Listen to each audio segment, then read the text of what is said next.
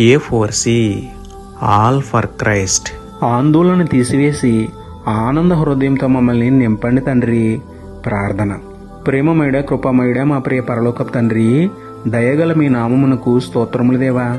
అయ్యా, ఎంతో మంది బిడ్డలు హృదయంలో ఆందోళనతో నెమ్మది లేకుండా ఉన్నారు. ఒక్కసారి వారిని జ్ఞాపకం చేసుకోండి తండ్రి.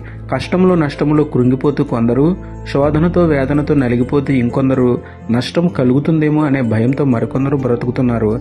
అందరికీ మేలు చేయండి. సమస్యలని తొలగించి సంతోషంతో వారి హృదయాన్ని నింపండి దేవా.